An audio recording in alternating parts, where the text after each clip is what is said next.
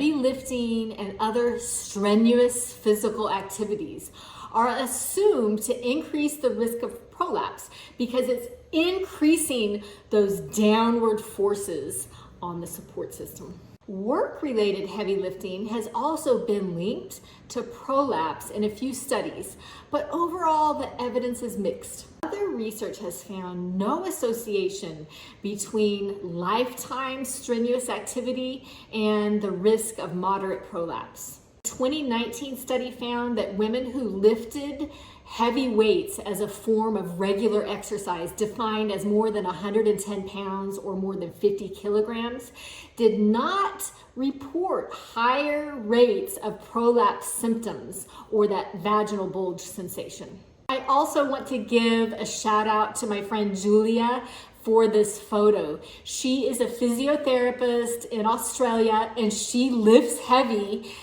We did a great interview on heavy lifting and we have some more resources planned. So I'll link those in Kajabi in the course if you'd like to check those out. But follow her, find her on Instagram if you are interested in heavy lifting and doing it safely for your pelvic floor. So now let's return to heavy lifting and prolapse.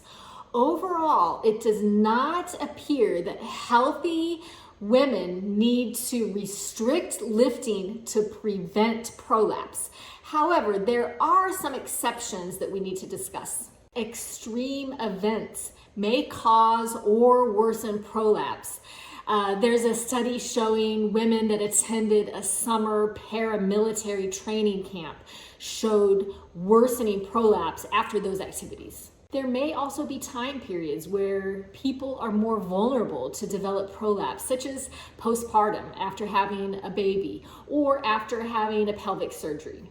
There may be people who already have prolapse or who have a levator ani injury or who have connective tissue disorders or a family history of prolapse that need to be more careful and cautious with how you approach high impact activities and heavy lifting. So the big question, should I lift heavy? Right now, there isn't enough research to set hard and fast rules about who should lift heavy or who should participate in strenuous exercise. In general, I think people should play it safe after having a baby and after having pelvic surgery. It takes the body time to heal. The pelvic floor muscles, the majority of healing of the pelvic floor muscles occurs by 6 months postpartum, but even at 12 months postpartum, the pelvic floor muscles of someone that's had a vaginal delivery resembles those of someone that had a C-section. So it takes a long time to heal. Allow your body that recovery time.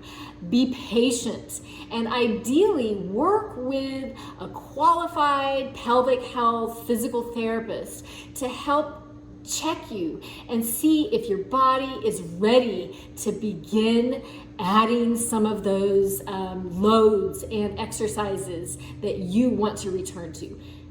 You can probably do it, but there's a safe way to do it, and a pelvic health PT can help you achieve those goals. We also have a Power Over Prolapse coaching program. And in that coaching program, we're going to share and show a lot of tips and examples and activities and progressions to help resume activities with prolapse safely.